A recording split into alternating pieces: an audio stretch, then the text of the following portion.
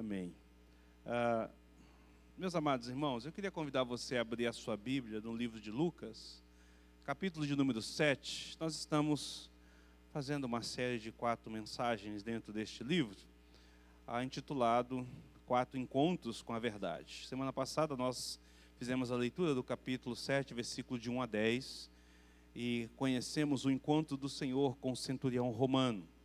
Hoje nós estaremos fazendo leitura do versículos 11 ao versículo 17, onde nós conheceremos o encontro do Senhor com a viúva de Naim. E eu havia dito que eu chamo de 4 encontros com a verdade, porque o próprio Senhor Jesus se intitula como a verdade. Ele é a verdade encarnada, Ele é a verdade revelada, Ele é a verdade viva, e todos esses encontros sempre promovem mudanças e reações nas vidas daqueles que com Ele se encontraram.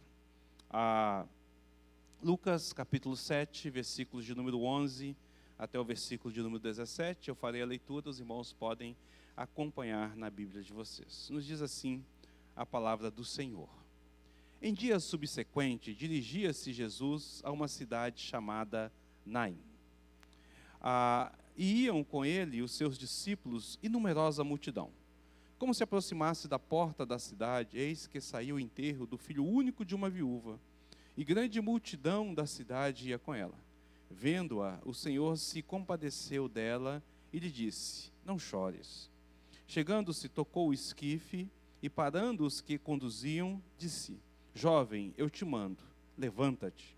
Sentou-se o que estivera morto, e passou a falar, e Jesus o restituiu à sua mãe. Todos ficaram possuídos de temor e glorificaram a Deus, dizendo: grande profeta se levantou entre nós, e Deus visitou o seu povo. Estas notícias a respeito dele divulgou-se por toda a Judéia e por toda a circunvizinhança. Nossa, quase não sai. Vamos orar mais uma vez? Pai Santo, maravilhoso e eterno Deus, aqui estamos nós diante desta Tua palavra, verdadeira, viva, eficaz, capaz de transpor o indivisível, de fazer, ó Pai, penetrar no mais íntimo do nosso ser, para discernir a verdade da mentira, à luz das trevas, e nos levar ao pleno conhecimento do Senhor. A simples leitura dela já revela algo maravilhoso aos nossos corações. Mas nós, ó Pai, como sedentos da Tua verdade, clamamos ao Senhor para que penetre mais profundamente. E através deste texto revela-se ainda melhor aos nossos corações.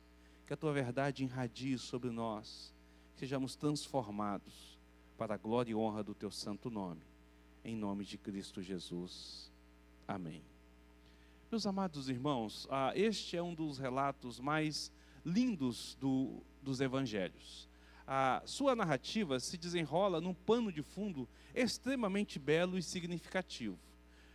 Vamos começar tentando conhecer ou entender a paisagem desta região. Naim é uma cidade que ela não é relatada em nenhuma outra parte do Evangelho e nenhuma outra parte da Palavra de Deus, apenas aqui no livro de Lucas. E alguns estudiosos, se eles estiverem de fato correto na sua localização, essa cidadezinha, ela trata-se então da atual Niem, na região lá da Judéia. Sua localização, então, é extremamente pitoresca, situada a uns 10 quilômetros sudoeste de Nazaré e a uns 50 quilômetros mais ou menos de Cafarnaum. O nome dessa cidade tem a ver com a sua região, a sua localidade, porque ela é chamada, então, o significado é encantadora, a encantadora, ou segundo o Talmud, a agradável. Esse seria o significado do seu nome. E isso se dá por conta da sua rara beleza. Ela é rodeada por grandes montes, e na ribanceira, diante do portão oriental dessa cidade, se ressaltam vários penhascos. E é nesses penhascos que ali eram usados para se fazer as sepulturas. Então, ainda hoje, se você passear por aquela região, você vai poder perceber esses penhascos, perceber essa situação e até perceber esses antigos sepulcros que ali estavam. O que significa que é bem provável que seja esta a entrada do portão pelo qual o Senhor se dirige para a cidade.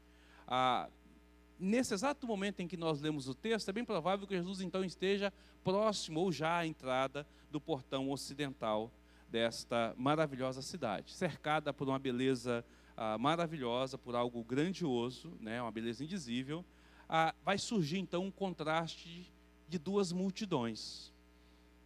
Duas multidões vão se encontrar de forma contrastante, e nós vamos ter o encontro da verdade com uma viúva que está agora sofrendo tremendamente.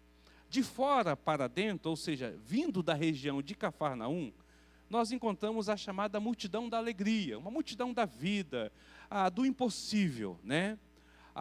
De dentro para fora, ou seja, saindo da cidade, nós encontramos uma outra multidão, num contexto completamente diferente, num contexto de sofrimento, de desespero. São os enlutados, são aqueles que estão chorando. Você consegue perceber, então, essa cena? Eu queria convidar você a fechar os seus olhos e imaginar um local maravilhoso, penhascos, flores coloridas, laranjeiras, toda uma paisagem bem harmonizada, e uma multidão vindo alegre, cantando em direção àqueles portões antigos, né? O muro de pedra e a portão antigo, e de repente uma outra multidão saindo, num contexto completamente diferente, essa multidão chorando, lamentando. Então uma multidão chega com alegria e outra multidão sai, então, com toda essa tristeza. Consegue perceber isso? Consegue ver esse cenário? Consegue imaginar esse cenário? Uma multidão chega com grande júbilo e alegria.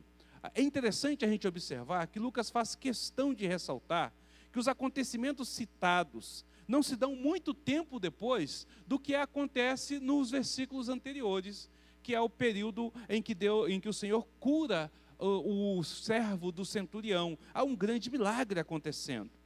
Ele vai registrar aqui no versículo 11 que em dia subsequente, a NVI vai usar uma tradução um pouco mais próxima do original e vai dizer logo depois. A ideia é que isso não se demorou muito.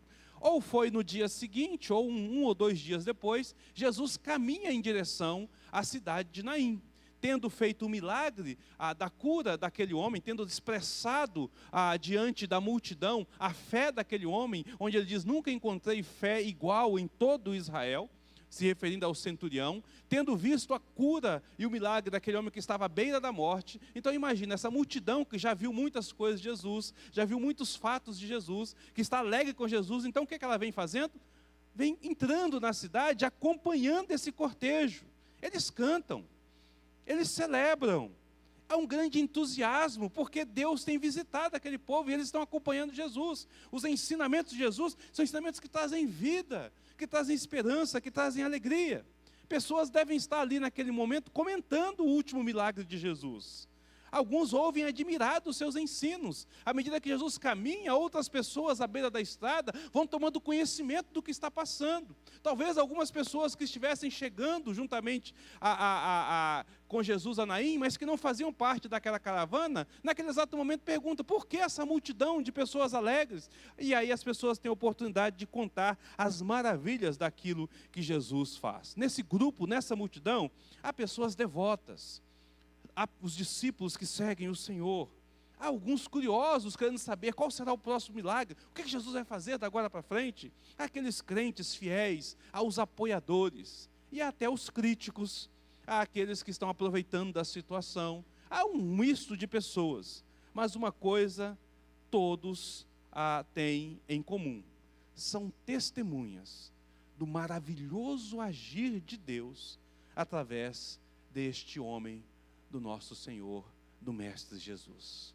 Todos aqueles que acompanham Jesus, ou fizeram parte, vendo, presenciando, ou estão ouvindo as maravilhas que o Senhor Jesus faz.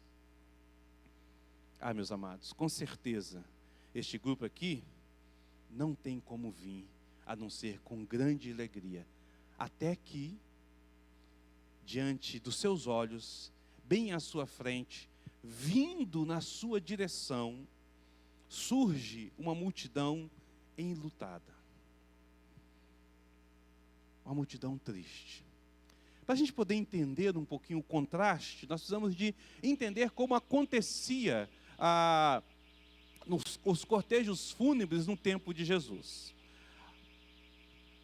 Geralmente, a formação do cortejo fúnebre vinha assim: à frente de tudo, seguiam as chamadas carpideiras, as choradeiras profissionais, que geralmente choravam ao som de instrumentos. Vinha um grupo de músicos tocando os seus alaúdes, os seus instrumentos, e aquelas mulheres eram contratadas ou faziam parte da tradição de vir chorando à frente a morte daquela pessoa, entristecendo por esta realidade que assim se apresentava, tá certo? Logo em seguida, vinham os parentes aqueles mais próximos, que faziam parte, então, daqueles que seguiam o cortejo. Então, nós temos aqui as carpideiras, nós temos aqui aqueles que estão chorando, logo em seguida nós temos os parentes, e neste caso, Lucas vai nos dizer que é uma viúva que havia acabado de perder o seu filho. Não fala que ela vem acompanhada de outros filhos, porque é o único filho, não fala que ela vem acompanhada de um tio, de um primo, não fala dos seus parentes. A ideia que se passa é que era o único membro da família desta mulher, pelo menos nessa cidade, que está acompanhando o cortejo. Então nós temos as mulheres que choram, logo em seguida nós temos então os parentes. Atrás, então, na terceira fileira desse cortejo, seguia então os carregadores de macas. Era um grupo de homens que poderiam ser parentes, ou amigos, ou até pessoas contratadas, que eram responsáveis por levar o morto. Não se usava caixão nessa época, não se usava o esquife de madeira. O que se tinha era uma maca, muito comum, muito parecida com o que acontecia no interior do Nordeste há um tempo atrás, em que se colocava a rede, colocava um varal e duas pessoas carregavam o seu morto ali. Então, geralmente é algo muito parecido com isso, onde havia uma maca, um local, mas essa pessoa estava enrolada toda num pano, ficando apenas o rosto dela para fora, apenas o rosto descoberto, né? E por fim, vinham os demais acompanhantes do cortejo. Então nós temos as mulheres que choram, os instrumentistas tocando, a viúva, o enlutado, aí depois nós temos o corpo sendo seguido e atrás as demais pessoas que acompanham então esse cortejo. E isso era algo que comovia todo mundo, porque ao ver o movimento você sabia, lá vem o enterro. Lá vem o enterro. É como hoje, quando o nosso cortejo sai o carro fúnebre, e as pessoas geralmente em fila num carro atrás, numa marcha mais lenta, num local mais lento. Antigamente era comum as pessoas do comércio baixarem as portas a meio palmo, né? Metade da porta, as pessoas pararem, se baixarem em reverência ao morto. Hoje em dia não, na correria do dia a dia, se depender das pessoas até cortam na frente do cortejo fúnebre. Mas ainda em algumas cidades do interior, você consegue perceber toda essa comoção que acontece diante desta realidade. Então, diante de toda a alegria, de toda a vida, de todo o júbilo dessa multidão que segue Jesus, surge uma multidão triste, cheia de dor, acompanhando a morte. Creio que de imediato todos calaram. Houve um silêncio monstruoso que se apoderou de todos. Ninguém mais tem coragem de rir, de pular, de cantar. A tristeza do grupo que está à frente começa a invadir esse grupo que vai chegando, toma conta de todos. Não é assim que geralmente acontece quando nós nos deparamos com o funeral? Por mais alegre e feliz que a gente está, quando a gente se encontra diante de uma cena como essa, nós somos impactados e a nossa tendência é nos entristecer. Há uma espécie de empatia nossa com aquelas pessoas que estão sofrendo. Mas nós somos mais confrontados com a realidade da morte do que com a dor que ali está. Então há um confronto conosco que nos abate, que nos faz baixar. Então Lucas vai registrar da seguinte forma: como se aproximasse da porta da cidade, versículo 12, eis que saiu o enterro do filho único de uma viúva. Grande multidão da cidade ia com ela. Grande multidão. por que essas pessoas acompanhavam essa viúva? Será que o marido dela foi alguém importante naquela cidade, da qual toda a cidade então se comove? Será que as pessoas estão comovidas com a situação dela, uma vez que ela é viúva e agora perde o seu único filho, o único arrimo, e não tem sustento, não tem outra coisa que possa garantir a seu futuro, o seu amanhã? Será que todos estão motivados com isso? A gente não sabe o motivo, mas o fato é que há uma multidão, são duas multidões, não há um grupinho pequeno. Há um grupo grande acompanhando essa mulher. E aqui há duas observações importantes que nós podemos fazer a partir do versículo 13. Porque quando essa multidão se aproxima mais, Lucas vai dizer: vendo-a, o Senhor se compadeceu dela e lhe disse: não chores. A primeira observação que nós podemos ter é que a maneira como o texto é construído nos faz entender que esse cortejo para frente a frente. Frente a frente, talvez porque eles estão ocupando toda a passagem, toda a rua, uma multidão de cá e uma multidão de lá. Mas eles param frente a frente, eles se chocam, as choradeiras param, os músicos param, é interrompido o cortejo fúnebre e é interrompido o cortejo da alegria. Nem estão cantando aqui, nem estão cantando mais ali. O segundo ponto que nós podemos perceber é que o nosso Senhor Jesus não se torna indiferente. Diante da situação, nós o vemos agir.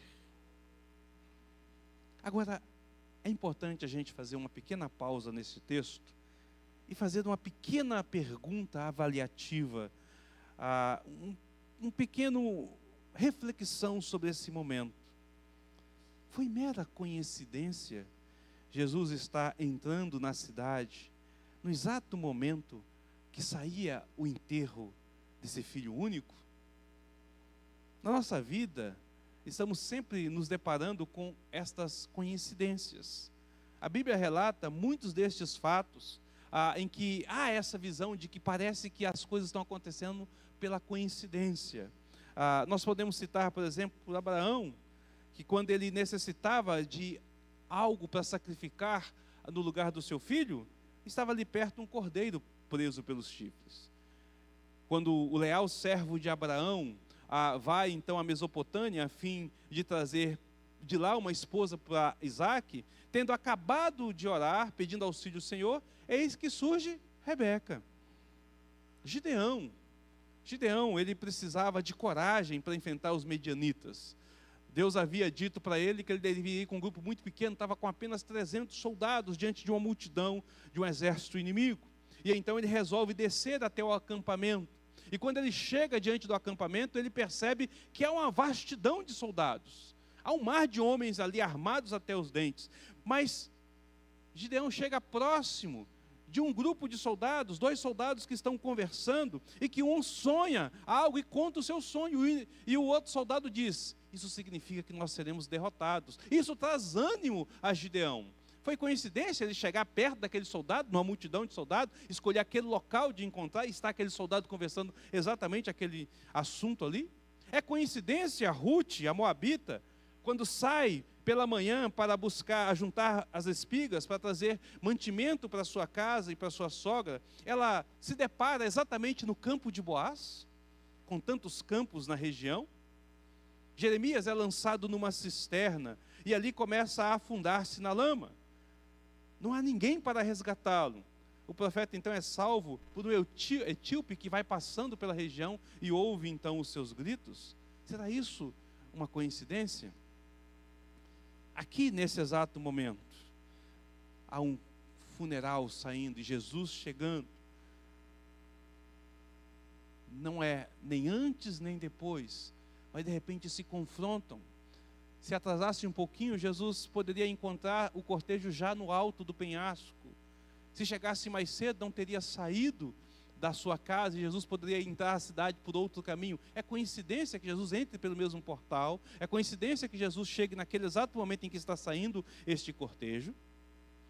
Do ponto de vista humano, do nosso ponto de vista, já que nós não podemos planejar esses acontecimentos, nenhum deles foi planejado por nenhum dos seus personagens, sim, podemos dizer que seria uma coincidência. No entanto, do ponto de vista do Senhor, do nosso divino e eterno Senhor, todas essas notáveis coincidências devem de ser consideradas como tendo sido incluídas no plano eterno de Deus. São as suas chamadas providências. É Deus agindo através daquilo que parece ser comum, ou que parece ser simplesmente um acaso, mas é Deus escrevendo a história e conduzindo a história. Sim, meus amados, Jesus chega ali, porque Deus havia decretado desde a eternidade que Ele encontraria aquela mulher. Este encontro estava marcado na eternidade. Esse encontro estava escrito na eternidade. Esse encontro não foi por acaso, mas foi planejado desde o início dos tempos, porque ali havia alguém que precisava de ter esse encontro com o nosso Senhor. Alguém que precisava dele. E ele chega no momento exato, no momento apropriado. Esse Deus que é imutável, que é eficaz em seu plano eterno, sempre agirá dessa forma. E, queridos, isso deve trazer conforto aos nossos corações, porque nós sabemos que Deus sempre estará lá disposto, pronto a agir sobre nossas vidas quando nós necessitarmos. Nada fugirá ao seu controle, nada foge ao seu controle. Vamos retornar ao texto.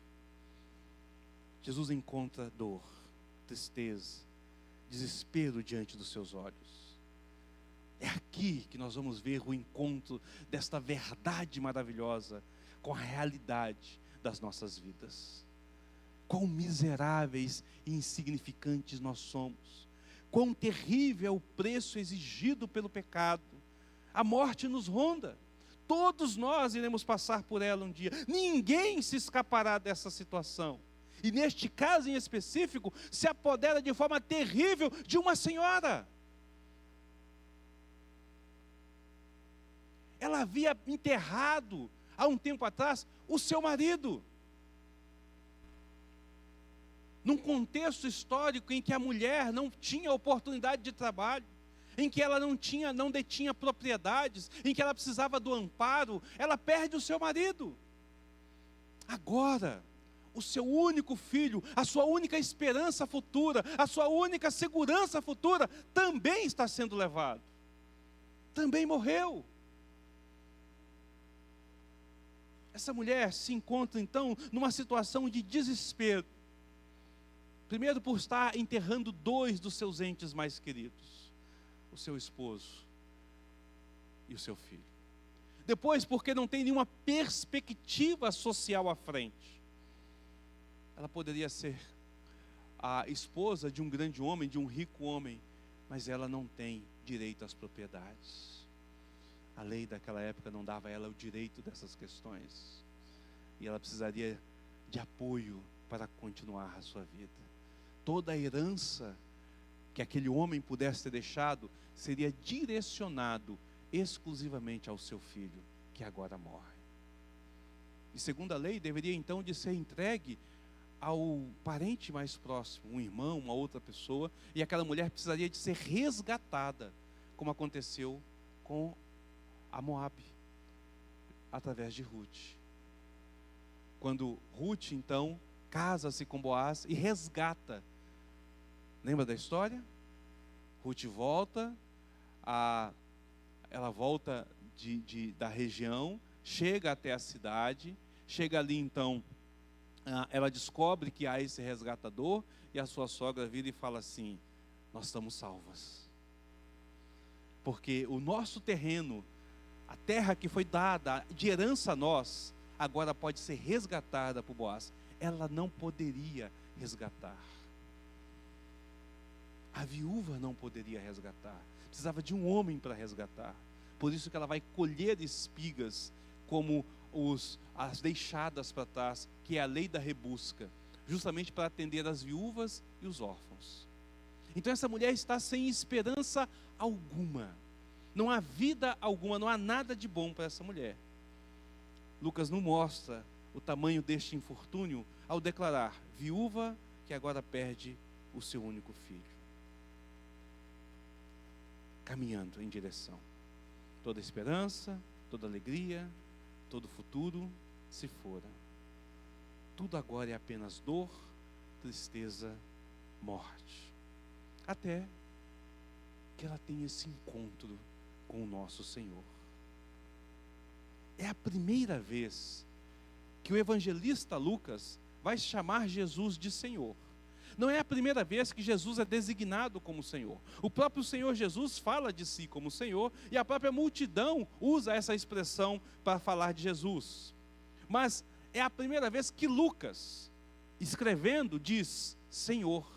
Ele não o chama de Jesus, nem chama de Filho do Homem, mas ele chama de Senhor, vendo-a o Senhor. O Senhor. E essa expressão aqui, no original, se refere a usada pelo próprio Deus. É a mesma expressão usada para Deus Curios, se referindo então que Jesus é Senhor sobre todas as coisas. William Hendricks, no seu comentário, diz que provavelmente Lucas faz questão de usar essa expressão agora, neste exato momento, nesse contexto em particular, porque aqui ele vai se revelar, o nosso Senhor vai se revelar como verdadeiro Senhor. Senhor não apenas da vida, mas também Senhor sobre a morte. Jesus se dirige a essa viúva. Observe que ninguém pede nada ao Mestre. Ninguém chega para Jesus e fala: Jesus, faz alguma coisa. Não há nenhum dos discípulos que chega, não há ninguém que chega para ele, ninguém chegou para ele fazer. Ninguém pede para que ajudasse essa moça. Ambos os grupos se calam diante de todo o acontecimento.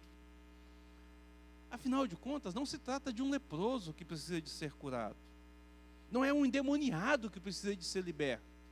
Não é alguém que está à beira da morte que precisa de ser curado, mas é alguém que já morreu. E naquela multidão que ali está, que ainda não viu e não conhece o Senhor Jesus como Ele é impossível pensar que talvez Jesus tivesse poder sobre essa morte. Então eles não podem dizer: faça alguma coisa, Jesus. Na concepção deles, não há mais esperança. Assim como em muitos de nós, quando nós olhamos para a morte, nós falamos: acabou, não há mais esperança. Quem pode reverter esse quadro? Quem pode livrar dessa garra? Quem pode pagar esse preço? Quem pode nos tirar do túmulo?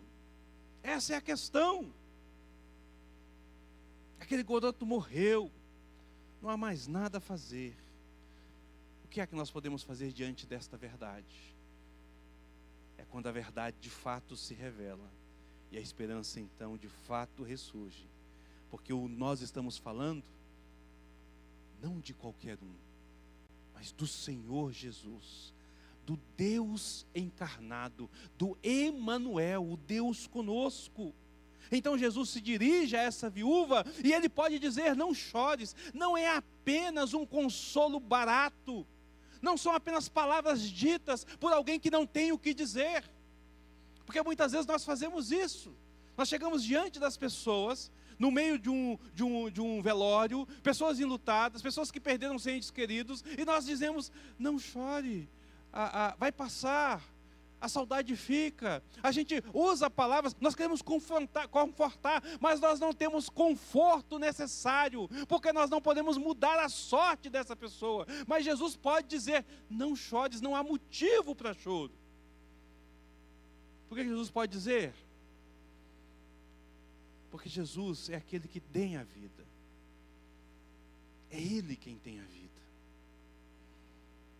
Para ela não chorar, meus queridos, era preciso que toda a dor, toda a sua tristeza, todo o seu desalento simplesmente parasse. Nenhum de nós tem poder fazer isso. Nenhum de nós pode mudar o contexto que aqui se encontra. Apenas Jesus pode, porque Ele é o único que tem poder para mudar todas as circunstâncias. Então o nosso Senhor, após falar com esta viúva, segue em direção aos carregadores, aqueles que pararam logo atrás. Interrompe então essa via mortis, essa via dolorosa, esse caminhar de luto. Jesus então interrompe tudo isso, e nosso Senhor faz algo incrível. É a primeira vez que nós vamos encontrar registrado no Evangelho de Lucas que Jesus tem poder sobre a morte. sem se importar com as leis cerimoniais, que diz que ao tocar no morto se torna impuro. Jesus então toca o esquife, toca o morto. Qualquer um, naquele contexto, qualquer judeu que assim o fizesse, seria considerado impuro por todo aquele dia, porque ele tocou no morto. E tocar no morto significa tornar-se impuro, porque a morte é exatamente o salário do pecado. Mas Jesus, Ele é o Senhor, o Santo, incontaminável. Portanto, Ele pode tocar e não se contaminar, porque Ele é totalmente puro, limpo, sem pecado. Não há como revelar nele o pecado, mas Ele, como luz, revela o pecado de todos. E Ele revela essa situação. E após tocar então neste morto, Jesus fala a este morto. Aliás, Ele ordena a este morto: levanta-te.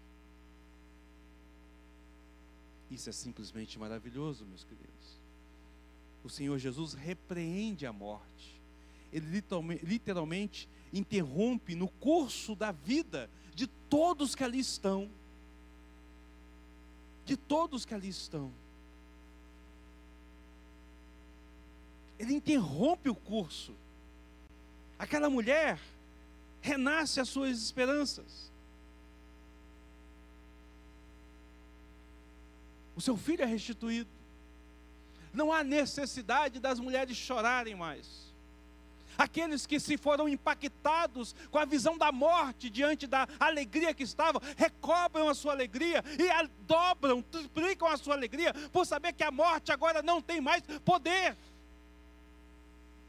Porque Jesus é poderoso, porque Ele é maior do que a morte. Muda todo o contexto, meu querido. Muda toda a realidade. Tanta multidão que seguia Jesus, quanto a multidão que encontrou Jesus ali naquele portão, na entrada daquela cidade. Ambos têm suas vidas mudadas, transformadas. Você já viu alguma vez em sua vida um funeral transformar em festa e celebração? Eis aqui um. Nunca que um grupo de celebrantes poderia contagiar um grupo de enlutados. Isso simplesmente é impossível.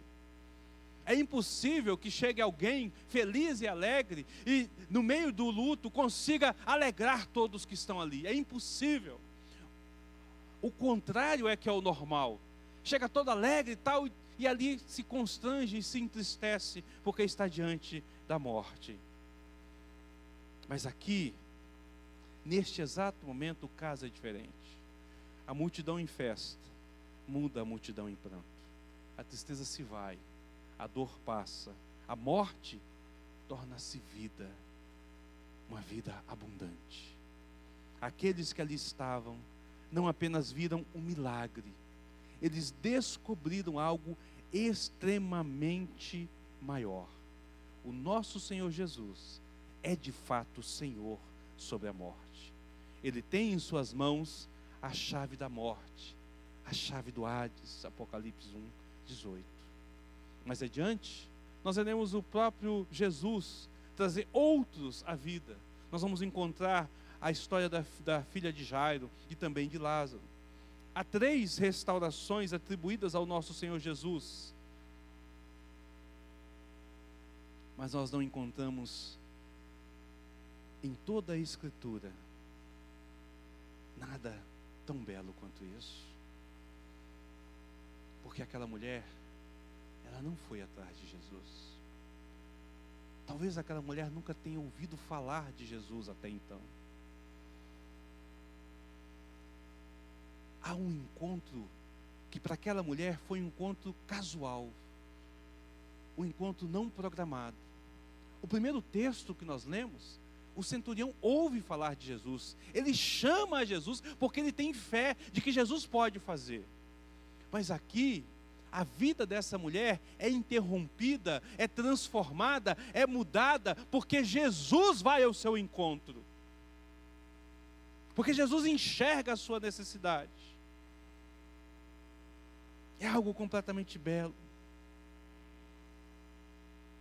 Aquele indivíduo volta à vida. Há restauração nos laços familiares. Aquela mulher restaura a sua esperança, restaura a sua alegria. Muda a realidade dela. O que nós podemos aprender com este encontro? O encontro da viúva de Naim com a verdade. Ao contraste da nossa vida. Por mais alegre e feliz que você esteja, se Jesus não fazer parte do cortejo da sua vida, você será confrontado com a tristeza e com a dor, e você terá que enfrentar e viver isso sem esperança alguma. Se aquela multidão estivesse chegando, cantando, dançando, se alegrando por qualquer outro que não fosse Jesus, todos baixariam a cabeça e até entrariam na cidade. Alguns talvez seguiriam o cortejo contrário, mas ninguém poderia rir diante daquilo. Quem muda essa história é Jesus, é a multidão que segue a Jesus. O encontro com a verdade muda a nossa perspectiva da eternidade. Porque a ressurreição deste jovem, deste filho, ele vai apontar para a ressurreição de Jesus. Alguns historiadores não gostam que a gente use a expressão ressurreição do filho da filha da viúva de Naim. Porque na verdade, ele não ressuscitou para a eternidade. Ele só reviveu, ele foi recobrado da vida e ele vai morrer de novo. A verdadeira ressurreição acontece com Jesus, que ressurgiu e não morre mais. E todos aqueles que estão nele ressuscitarão para a eternidade. Então eles preferem usar dois termos: reviver e ressuscitar. Jesus reviveu aquele homem, aquele jovem, reviveu Lázaro, reviveu a filha de Jairo, depois eles morreram. Mas o encontro com Jesus promove a ressurreição eterna deles. Então o encontro com a verdade nos revela que para a morte há solução. E a solução é Cristo Jesus. Ele é a vida sobre a vida, além da vida. Ele é a eternidade da qual nós necessitamos, a qual nós precisamos. Mas esse encontro com Jesus nos traz uma outra lição também importante. Não importa o quão difícil, doloroso, complicado que seja esta vida, se você se encontrar com esse Jesus, as coisas mudam. Não é que vai ficar tudo às mil maravilhas. Se aquele jovem, porque ele é um filho menor, pela descrição do texto, ele não é um filho adulto. Aquele jovem ainda teria que crescer para poder herdar todos os bens e assumir a frente dos bens. Teria que ser nomeado tutores para ele. Então a situação da viúva não ia melhorar de imediato, mas toda a sua esperança se recupera. Com dificuldade, com luta, com ainda os intempéries desta vida, agora uma esperança maior surge. Mas a maior esperança de todas é que a morte não tem mais poder sobre aqueles que estão ao lado de Jesus, porque Ele é a própria vida e ressurreição. Pense nisso, querido. Pense na providência de Deus, em seu cuidado, na manifestação da sua graça, na sua maravilhosa e redentora misericórdia que é manifestado sobre nossas vidas. Ele pode fazer o impossível. Ele pode fazer com que as nossas vidas mudem por completo, se nós tivermos um encontro com esta verdade.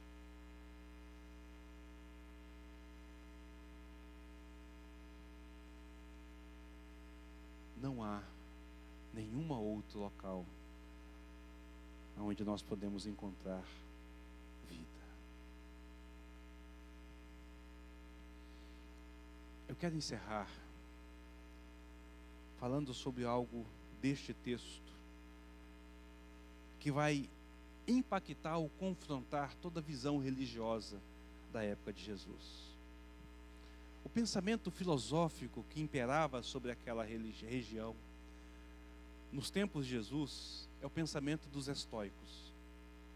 A fé deste grupo é vista então com a fé mais nobre. Os estoicos têm uma fé mais nobre. Eles criam que a principal característica de Deus era a apatia. Ou seja, ele era incapaz de sentir. Se alguém pode fazer outro seja feliz ou tenha tristeza, que esteja alegre ou que esteja contente, significa ao menos por um instante que essa pessoa é influenciada e pode influenciar. Então, para mim sentir apatia, eu preciso de ser influenciado, porque eu preciso de me envolver, me relacionar com essa situação. E na visão dos estoicos era diferente. A visão dos estoicos é o seguinte: se Deus é tão grande, tão poderoso, tão majestoso, se Ele está além de tudo, se Ele está acima de tudo, se Ele é superior a tudo, e se ninguém pode influenciá-lo para coisa alguma, logo, Deus não pode sentir. Porque Ele não vai compartilhar da empatia. Deus se torna apático. A natureza, então, de Deus significa que Ele é incapaz de sentir. Esse é o pensamento estoico. Mas Lucas nos traz algo surpreendente a respeito de Deus. Ele diz que Deus é capaz de sentir. E não apenas de sentir, Ele é capaz de se condoer, de compadecer dos nossos sofrimentos. Vendo-a, o Senhor se compadeceu dela. No idioma grego, não há outra palavra mais forte que signifique piedade, simpatia e sentimento de ser útil, de se mover a favor, de se importar e querer fazer alguma coisa. Ela era muitas vezes, então, essa palavra é muitas vezes usada para descrever a pessoa do Senhor Jesus. Mas ela é utilizada pela primeira vez aqui, dizendo que Jesus se comove até o profundo âmago do seu coração, por conta dessa mulher estranha e desconhecida. E isso vai lançar luz para algo que o profeta Isaías diz 1000 anos antes: eu sou o alto e sublime, que habito a eternidade, que moro no alto e sublime lugar. Em outras palavras, eu sou inalcançável por vocês, mas eu sou o que habita o coração do contrito e a alma do abatido, para vivificar, para renovar, para trazer vida ao abatido e ao contrito. Meu querido, eu quero encerrar dizendo que Deus conhece o seu sofrimento, que Ele percebe a sua dor, e mais do que isso, que Ele se compadece até o mais profundo do seu ser por você. Nele há um doer por você. Ele sabe o que você está passando. E Ele é o único que pode mudar a realidade da sua vida. Mas é preciso que você confie nele. Ele é o único que pode dizer: não chores. Porque Ele sabe o quanto dói dentro de você. Ele é o único que pode mudar a sua história, porque Ele também é o único que tem poder para esta realidade. Mas para isso acontecer, é necessário que você tenha um encontro com essa verdade. Então, se você que entrou aqui nesta noite, não importa se você já está há anos na igreja, se você está chegando na igreja agora, se você já veio outras vezes, não importa a forma como você se vê de um modo geral, mas se você não teve o encontro verdadeiro com esse Senhor, se Ele não se tornou o Senhor da sua vida, se Ele não impactou você com a realidade da sua ação, se Ele não é para você o único Redentor e Salvador, é importante que você clame e peça a Deus para que transforme a sua vida, para que renove o seu ser, para que se revele como verdadeiro Deus, porque a palavra do Senhor diz que se você conhecer a verdade irá te libertar.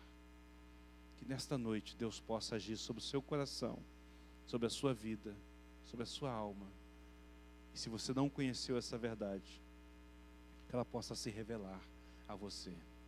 E se você conhece essa verdade, e de repente, por conta das lutas, das dificuldades, tem perdido a esperança, eu quero te convidar a renovar essa esperança no Senhor. Se Ele ainda não agiu, é porque não é o tempo dele. No tempo exato, no momento certo, Ele há de operar para o seu bem. Porque a palavra de Deus diz que todas as coisas cooperam para o bem daquele que ama a Deus. E a palavra de Deus também nos diz que nós jamais passaremos por tentação, por prova além daquela que nós podemos suportar. E se você está suportando é porque Deus tem te segurado e sustentado até exato momento. Qual é o motivo da sua dor? É uma enfermidade sua ou da família? É um problema no seu relacionamento, no seu casamento? É um problema com seu filho? É uma situação de emprego, uma insegurança na sua questão financeira? Qual é a sua dificuldade? Seja ela qual for, estão todas diante do Senhor. E nesse encontro com a verdade, a sua vida pode mudar no tempo exato de Deus, para a glória e honra dEle. Quero te convidar a fechar os seus olhos. Quero convidar você a baixar a sua cabeça. Quero convidar você a orar nesse instante, apresentando-se diante de Deus e apresentando a sua vida, dizendo: Senhor, eu estou aqui. Que desta noite o Senhor possa mudar a nossa sorte, possa transformar a nossa vida, possa se revelar como o verdadeiro Deus. Pai Santo, maravilhoso e eterno Senhor, eis-nos diante desta Tua verdade absoluta. Nesta noite nós podemos relembrar e para alguns aprender que de fato o único e verdadeiro Senhor és Tu, ó meu Deus. Senhor, de toda e qualquer circunstância, ao ponto de dar ordem à própria morte, de intervir no curso da vida, de mudar todo o conceito e toda a realidade da qual nós temos vivido. E diante desta verdade, Senhor, nós nos colocamos diante de Ti. E a minha oração é que o Senhor toque em cada coração, cada vida aqui presente, cada irmão que aqui se encontra, cada pessoa que nos visita, e que o Senhor possa mudar toda a realidade, transformar para a glória e honra do Teu santo nome. Revela-te a nós, ó Pai, para a glória e honra do Teu santo nome, e muda a nossa sorte, em nome de Cristo Jesus. Amém.